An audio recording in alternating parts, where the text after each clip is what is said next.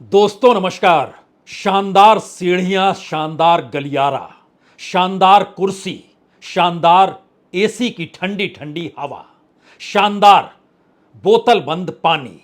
और शानदार तरीके से आप विकसित भारत का सपना इन तमाम परिस्थितियों के बीच देख रहे हो और इन परिस्थितियों के साथ आपके जहन में दुनिया के मानचित्र पर भारत की इकोनॉमी तीसरे नंबर पर कब हो जाएगी, आप इसी का इंतजार भी कर रहे हो। आपके संवाद लगातार इस देश के बड़े बड़े कॉरपोरेट हाउसेस से हो, जिनका अपना नेटवर्थ और जिनकी अपनी रईसी दुनिया के तमाम रईस और कद्दावर लोगों के समकक्ष हो, यानी एक बराबर हो। और इन परिस्थितियों के बीच अगर कोई आपको हिला दे और डिगाते हुए पूछे कि इस देश में गरीबी की स्थिति क्या है, कोई आपसे पूछ दे इस माहौल के बीच में क्या वाकई आप जानते हैं इस देश में एक बड़ा तबका जो लगभग 90% तक है, उसकी कोई भागीदारी इस देश को ना तो चलाने में है, ना ही उसको चलाने देने की स्थिति को ला पाने देने की स्थिति में है। यानी इस देश के भीतर में बहुसंख्य तबका इस पूरे माहौल से दूर है। लेकिन आप तो खोए हुए थे चकाचौंध के बीच, ठंडी हवा के साथ सपने देख रहे थे विकसित भारत का। और यह बात किसने कह दी और क्यों कह दी, और इस पर आप एक झटके में चौंक क्यों गए? दरअसल एक ऐसा माहौल पार्लियामेंट के भीतर का है। इस माहौल में कोई भी सांसद, खास तौर से अगर वो सत्ता में है, वो मंत्री है, तब तो आप कल्पना ही नहीं कर सकते हैं कि उसको पता भी होगा इस देश के भीतर में दलितों की सामाजिक आर्थिक स्थिति क्या है। आपको पता ही नहीं होगा कि इस देश में आदिवासी किन परिस्थितियों में रहते हैं। सत्ता के बैठे हुए ये लोग जो संसद के भीतर हैं, उन्हें इसका एहसास होगा ही नहीं कि पिछड़े तबके के भीतर की जो आर्थिक त्रासदी है वो कैसी चल रही है। वाकई इस देश के भीतर में मुसलमान सिर्फ खुली हवा में सांस लेने के लिए भी बेचैन हो सकता है, यह भी उसके जहन में नहीं होगा। लेकिन इन तमाम सवालों को उठाते हुए पहली बार संसद के भीतर अगर विपक्ष के नेता के तौर पर राहुल गांधी खुले तौर पर इसका जिक्र कर बैठे, तो सोचिए कितना शोर मचेगा, कितना हंगामा होगा। और किसी को समझ में पहले राउंड में आएगा नहीं कि ये कह क्या रहे हैं, और शायद यही स्थिति आज हुई। वित्त मंत्री निर्मला सीतारमण समझ नहीं पा रही थी कि जिन बातों का जिक्र राहुल गांधी कर रहे हैं उसका बजट से क्या लेना देना है। देश के रक्षा मंत्री इस स्थिति को भांप ही नहीं पाए कि इस देश के भीतर एक आम नागरिक, किसान का बेटा, मजदूर का बेटा सेना में शामिल क्यों होना चाहता है और वो पक्की नौकरी क्यों खोजता है। और इस देश के भीतर में सेना का मतलब लोगों के साथ न सिर्फ सामाजिक और आर्थिक तौर पर बल्कि राष्ट्रीयता के आधार पर भी लोगों की भावनाओं से वह जुड़ा रहता है। आप उसको, सरोकार को उससे अलग कर नहीं सकते हैं। इस देश के भीतर में संसदीय मंत्री भी ये कहां जान पाएंगे कि इस देश को चलाने वाले लोगों का जिक्र कोई अगर कर रहा है और उस चलाने वाले लोगों में अंबानी और अडानी का भी जिक्र है, तो उन्हें खामोश क्यों किया जाए? क्या सिर्फ इसलिए कि यह लोग संसद के भीतर नहीं है और नियम कायदे के तहत क्या लोकतंत्र का मंदिर चलने लग जाए और चलते हुए वह इस देश के लोगों को भूल जाए, और लोगों को भूलना और क्यों भूला जा रहा है इसका कोई नियम कायदा ना हो? यह एक ऐसी परिस्थिति है जिसका जिक्र आज शायद निद्रा में सोई हुई सरकार को जगाने का काम राहुल गांधी ने जिन आधारों पे किया, जिन बिंबों के आश्रय उन्होंने मोटी मोटी लकीरें खींचकर बताया कि दरअसल किस तरीके से अभिमन्यु को चक्रव्यूह में घेर कर मारा गया था, और मारने वाले जो 6 लोग थे उसमें कृपाचार्य भी थे, उसमें कर्ण भी थे, उसमें शकुनी मामा भी थे, उसमें अश्वत्थामा भी थे, उसमें कृपा वर्मा भी थे। तमाम नामों का जिक्र करते करते उन्होंने कहा कि मौजूदा वक्त में जो चक्रव्यूह सरकार ने बना दिया है, उस चक्रव्यूह के दायरे में कहीं किसान फंस गया, कहीं इस देश का युवा फंस गया, कहीं इस देश की महिलाएं फंस गई, कहीं मजदूर फंस गया। और सरकार अपने तौर पर मस्त है, और इस चक्रव्यूह के भीतर में जो मौजूदा वक्त में 6 लोग हैं, उसमें 2 और 4 लोगों का जिक्र तो हमेशा होता था, प्रधानमंत्री नरेंद्र मोदी और गृह मंत्री अमित शाह, क्योंकि बीजेपी इनके इशारे पर चलती है, संघ को इनके इशारे पर चलना पड़ता है, और राजनीतिक तौर पर इनकी सत्ता इस देश के तमाम कॉरपोरेट के साथ नहीं जुड़ी बल्कि अपने मित्र कॉरपोरेटों के साथ जुड़ी है। उसमें अंबानी अडानी का नाम भी खुलकर राहुल गांधी लेते रहे और ये लोग खुलकर इनकार करते रहे।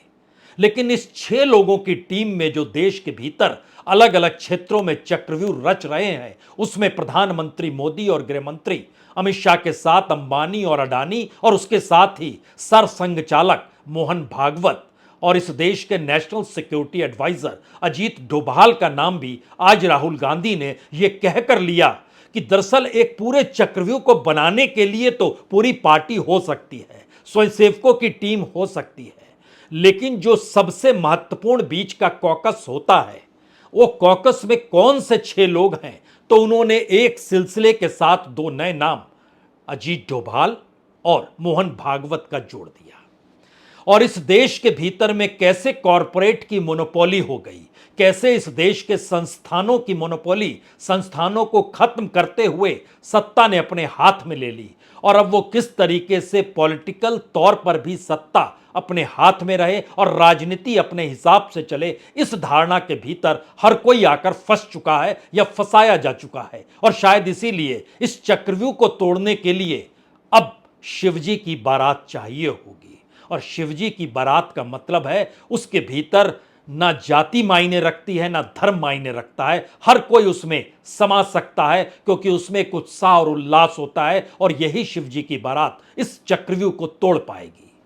दरअसल ये एक परिस्थिति है जो पार्लियामेंट के भीतर आज हुआ और एक एक करके मोदी सरकार के तमाम कैबिनेट मिनिस्टर्स की क्लास भी ली गई। लेकिन सवाल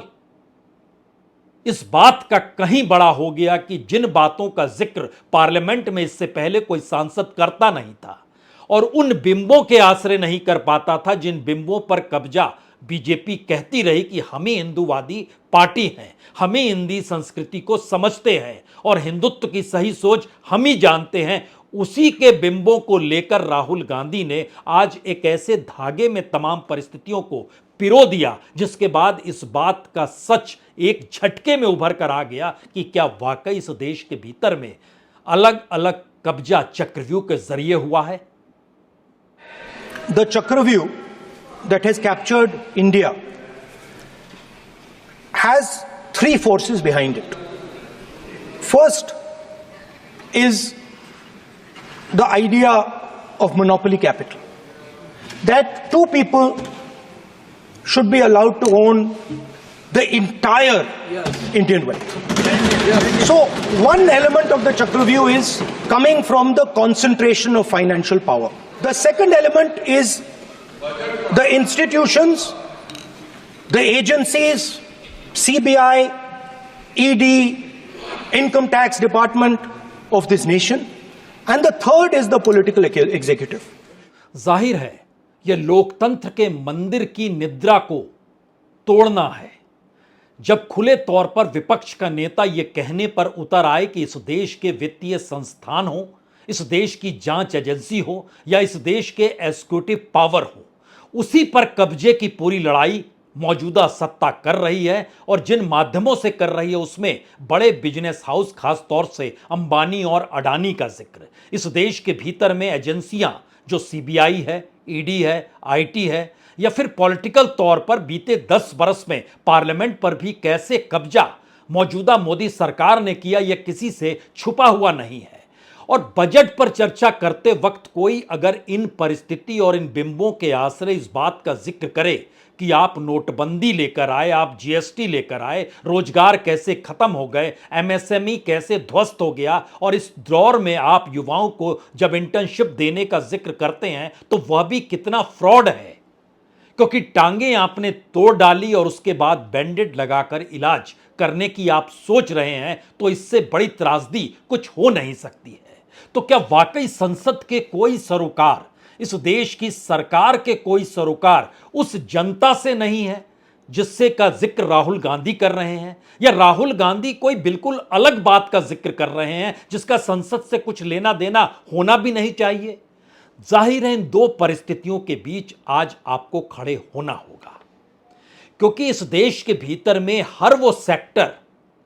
चाहे वो कम्युनिकेशन का सेक्टर हो, चाहे एयरपोर्ट हो, चाहे पोर्ट हो, चाहे रेलवे हो, चाहे रोड हो, चाहे कम्युनिकेशन हो, चाहे सीमेंट और सरिया हो, चाहे इस देश का रिटेल सेक्टर हो, चाहे वो तेल कंपनियां हो, चाहे पूरे प्रक्रिया के भीतर आपकी जिंदगी से तमाम जुड़ी हुई चीजें अगर सरकार ने पल्ला झाड़कर कॉरपोरेट के हाथ में थमा दिया है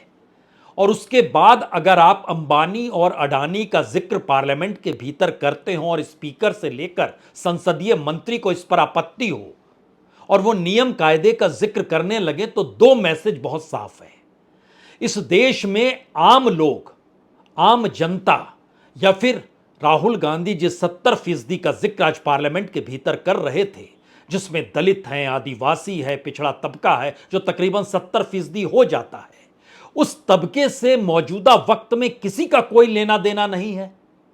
हमारे पीछे एक तस्वीर लगी हुई है, राहुल गांधी ने एक तस्वीर हाथ में उठा रखी है। यह बजट के वक्त हलवा बनाने की वह तस्वीर है जिसमें फाइनेंस मिनिस्टर हलवा खाती हैं और दूसरों को खिलाते, और इनके गिर्द गिर्द जो 5-6 बड़े ब्यूरोक्रेट हैं, इसमें कोई भी उस जाति समाज का नहीं है जिसका योगदान समाज में 70% से ज्यादा का है। और यह सवाल पहली बार पार्लियामेंट के भीतर अगर विपक्ष का नेता यह कहकर उठाए कि इस देश की जो पूरी की पूरी सामाजिक आर्थिक व्यवस्था है, जिसको राजनीति ने अपने अनुकूल बनाने के लिए सारी चीजों को अपने कब्जे में ले लिया, चक्रव्यूह के तौर पर उसको रच बसा दिया, और उसमें शामिल इस देश के national security advisor Ajit Doval भी हैं और सरसंघचालक मोहन भागवत भी हैं, तो जाहिर है ये बहुत सारे सवाल एक झटके में आपके तारों को छेड़ देंगे। आरएसएस इस दौर में बीजेपी से कुछ हटकर नजर आने लगी, सत्ता को निशाने पर लेने लगी, लेकिन यह सबको पता है कि आरएसएस के प्रचारक के तौर पर ही प्रधानमंत्री नरेंद्र मोदी संघ में काम करते रहे। उसके बाद वहां से निकले तो बीजेपी के संगठन में आए, और उसके बाद किस तरीके से मुख्यमंत्री और प्रधानमंत्री बने, यह पूरे बीजेपी का ऑर्गेनाइजेशन और पीछे स्वयंसेवकों की कतार है। अजीत डोभाल का नाम जहन में आते ही जो सबसे बड़ा ऑपरेशन दिल्ली जैसी जगह पर बीजेपी हेडक्वार्टर में हुआ, जब अरुण कुमार और आस्थाना जो कि स्पेशल डायरेक्टर हुआ करते थे सीबीआई में और एक डायरेक्टर थे, इनके बीच के झगड़ों को लेकर जो हंगामा मचा और उस वक्त के डायरेक्टर अरुण कुमार को साइडलाइन करने के लिए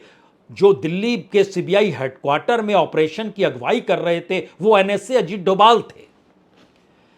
यानी सेंसिटिव चीजों में जहां सत्ता को लगे कि उसे कोई सामने रोड़ा खड़ा है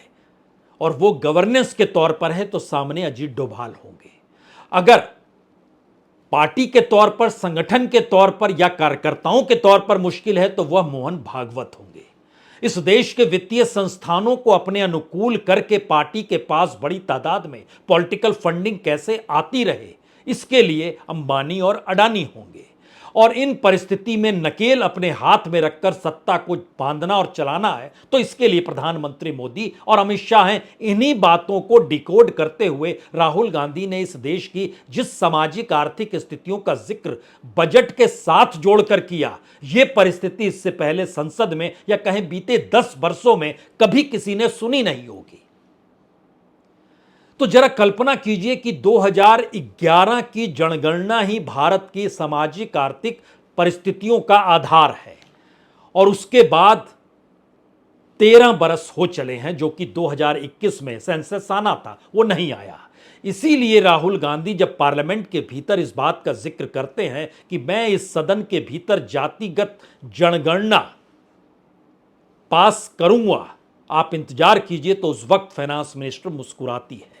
जब वो जिक्र अंबानी अडानी का करते हैं और इन बातों का जिक्र करते हुए किसानों को एमएसपी कानून की शक्ल में होनी चाहिए, इसका जिक्र करते हैं, तो एक झटके में संसदीय मंत्री खड़े हो जाते हैं, किरण रिजिजू। तो उनको कहना पड़ता है, क्योंकि इससे पहले अंबानी अडानी का नाम ना लें तो राहुल गांधी ने उनको A1 और A2 कह दिया, और फिर कहा कि दरअसल संसदीय मंत्री को शायद यह कार्य सौंपा गया है कि आप उनको डिफेंड करें। स्पीकर सर, मैं समझता हूं मंत्री जी को अदानी जी और A1 एंड A2 की रक्षा करनी है, मैं समझता हूं, नो प्रॉब्लम। वो सर ऊपर से ऑर्डर आया है सर ऊपर से ऑर्डर आया है सर, मैं समझता हूं, मैं इस पर कोई टिप्पणी नहीं करूंगा।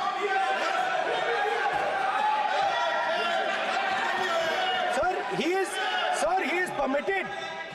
Sir, he is permitted to defend them, sir. It is a democracy, sir. He can defend them. अब अंबानी और अडानी का नाम सामने आने पर हो सकता है आपको इस दौर में अंबानी के घर में हुए विवाह उत्सव में प्रधानमंत्री के शामिल होने की तस्वीर आपकी आंखों पर उभर आए। आप यह भी कह सकते हैं कि इंडिया गठबंधन और कांग्रेस से भी तो बड़ी तादाद में अंबानी के विवाह समारोह में लोग पहुंचे थे, सांसद पहुंचे थे। पहली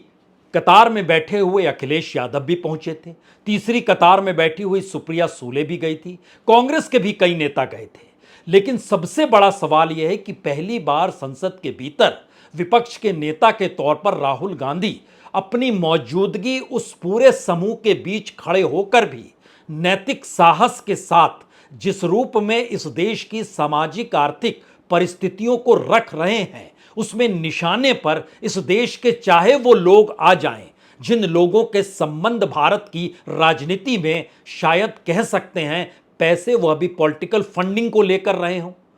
या राजनीतिक तौर पर पॉलिटिशियन के साथ कॉरपोरेट के रिश्ते कोई नए नहीं हैं, आप कह सकते हैं पुराने हैं। लेकिन ध्यान दीजिए, इससे पहले क्या कभी किसी नेता ने संसद के भीतर खड़े होकर कॉरपोरेट का नाम इस तर्ज पर लिया हो और सत्ता पक्ष को निशाने पर यह कहते हुए लिया हो कि आप उनको बचाना चाहते हैं और आपको यह काम सौंपा गया है? और इस दौर में जो इंडिया गठबंधन से जुड़े हुए नेता जो कि गए होंगे और उसमें कांग्रेस के भी नेता जो गए होंगे, हो सकता है उनकी आंखों में भी शर्म रेंग रही हो, क्योंकि इस दौर में भारत की स्थिति कितनी नाजुक है यह राहुल गांधी के कमोवेश यात्रा के बाद की परिस्थिति से भी समझा जा सकता है। जब वो सुल्तानपुर गए तो वहां एक मोची से मिल लिए और उस मोची के साथ जुड़े हुए बातचीत को आज उन्होंने संसद के भीतर यह कहकर बताया कि उस मोची ने उनसे कहा कि राहुल जी, मेरी जिंदगी में मुझे सम्मान सिर्फ मेरे पिताजी से मिला है और किसी से नहीं मिला। यानी संविधान सबको बराबरी का हक दे और हक भी आर्थिक तौर की परिस्थितियों से जुड़ने का जिक्र भी हो, लेकिन इस देश के भीतर में जितने पायदान बना दिए गए हैं उसमें संसद का ही तो देन है, पॉलिटिशियन का ही तो वो देन है। इसीलिए शायद निद्रा में सोई हुई संसद को राहुल गांधी जगाने निकले हैं और उन्हीं लोगों के बीच हैं जो सभी उसी पानी के भीतर, कोई घड़ियाल की मौजूदगी के साथ है, कोई व्हेल मछली के तौर पर है, और आपको उस पानी में गीला भी नहीं होना है और लगातार चीजों को डेवलप भी करना है। यानी भारत के राजनीतिक ट्रांसफॉर्मेशन की परिस्थितियां इस संसदीय व्यवस्था में कैसे शामिल हो सकती है और भारत की वह राजनीति जो सांसद को समाज से काट देती है और वो कट कर अपने आप को वीआईपी मान लेता है, इस मानसिकता पर सीधी चोट राहुल गांधी इन परिस्थितियों के साथ बताते हुए करने लगे जब वो जिक्र महाभारत में चक्रव्यूह का कर रहे थे। हिंदू धर्म में चक्रव्यूह का ऑपोजिट क्या होता है जानते हो आप चेयर को एड्रेस। मैं बताता हूं सर। शिव की बारात होती है सर। शिव की बारात में कोई भी आ सकता है, किसी भी धर्म का कोई भी व्यक्ति आ सकता है, बारात में आ सकता है, नाच सकता है, गा सकता है, अपना सपना देख सकता है। हम चक्रव्यूह तोड़ते हैं, हम चक्रव्यूह तोड़ने का काम करते हैं। मनरेगा, हरी क्रांति, आजादी, कॉन्स्टिट्यूशन, ये चक्रव्यूह को तोड़ने के काम है।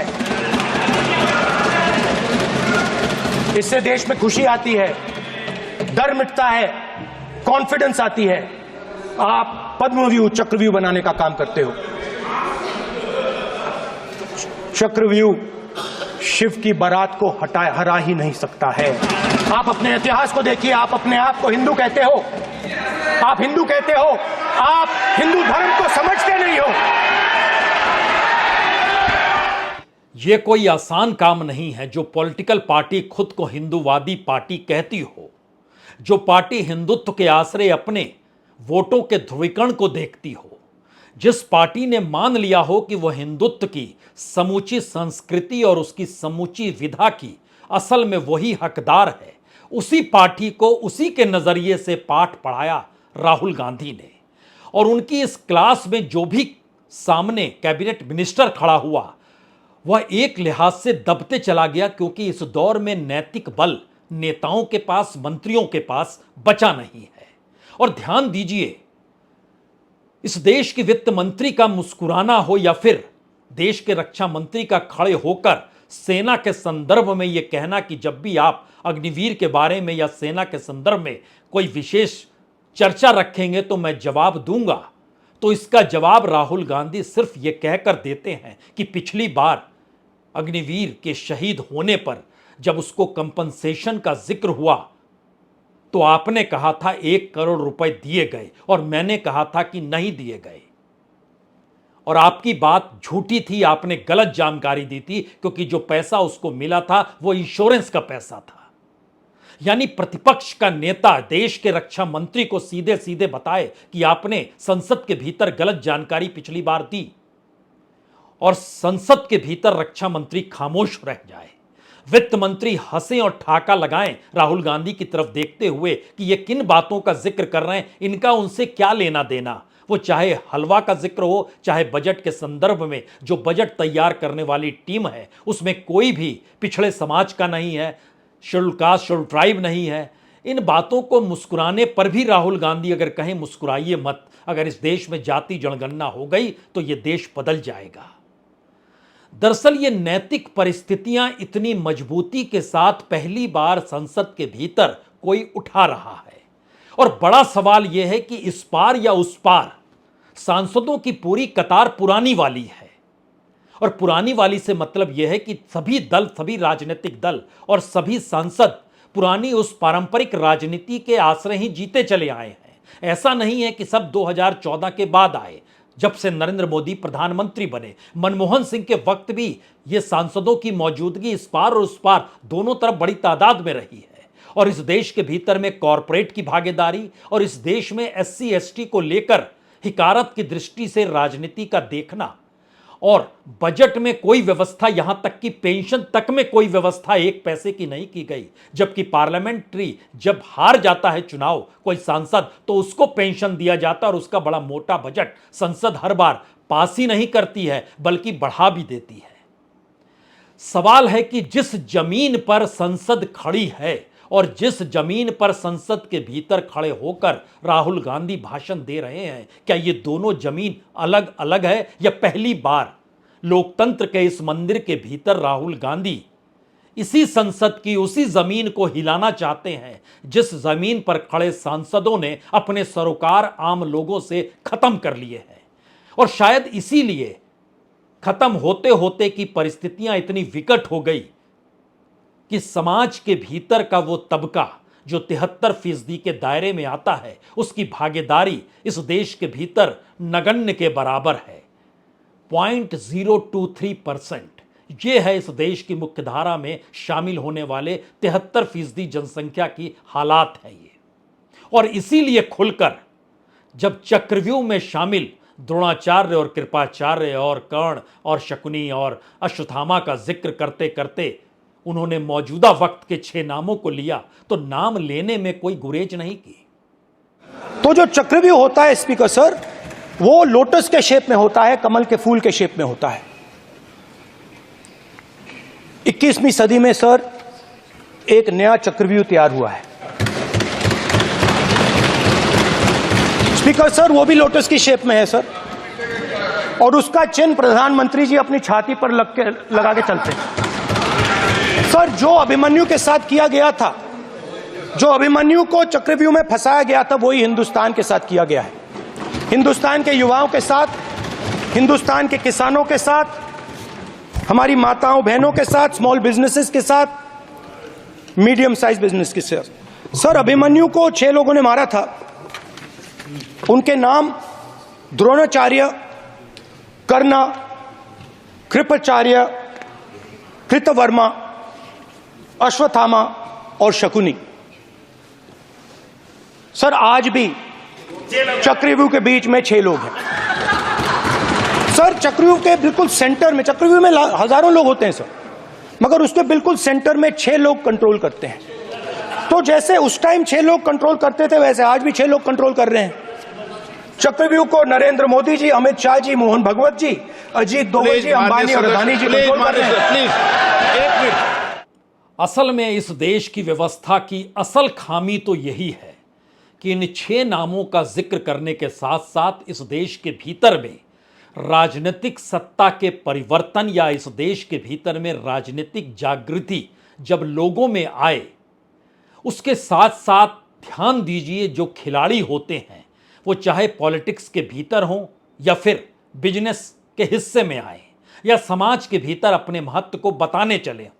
प्रतिस्पर्धा उनके भीतर इसी बात को लेकर इस दौर में भी मच रही होगी कि अगला मोदी कौन होगा, अगला अमित शाह कौन होगा, अगला अंबानी कौन बनेगा, अगला अडानी कौन बनेगा और अगला अजीत डोभाल भी कौन होगा, यानी अगली सरकार में अगला एनएसए कौन होगा। लेकिन इस पूरे के पूरे उस धागे को ही डिगाते हुए संसद के भीतर की हालातों में राहुल गांधी दरअसल उस पॉलिटिकल ट्रांसफॉर्मेशन की दिशा में चीजों को बढ़ा रहे हैं जहां पर यह बात किसी के जहन में आए ही नहीं कि वो अगले मोदी के तौर पर किसी को देखेंगे या अगले अमित शाह के तौर पर देखेंगे। यानी एक स्वस्थ समाज में जिसके हिस्से में जो काम है कम से कम वो काम खुले स्वच्छंद तरीके से और इंटेलेक्चुअली वो कर पाए, वो अगर प्रोफेशनल है तो, और जिस भी प्रोफेशन में वो जुड़ा हुआ है वहां पर उसकी स्वतंत्रता होनी तो चाहिए। लेकिन ध्यान दीजिए, सत्ता जब मदहोशी में रहती है तो सब कुछ भूल जाती है। और जिस मीडिया ने राहुल गांधी को एक के बाद एक बीते 10 बरस में कहां से कहां पहुंचाया,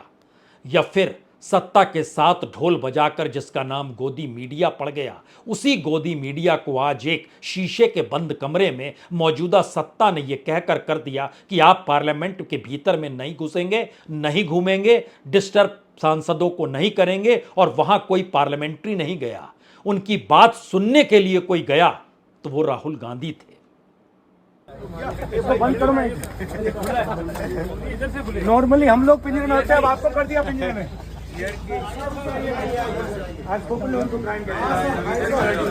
आज हमारा ही थैंक यू सॉरी।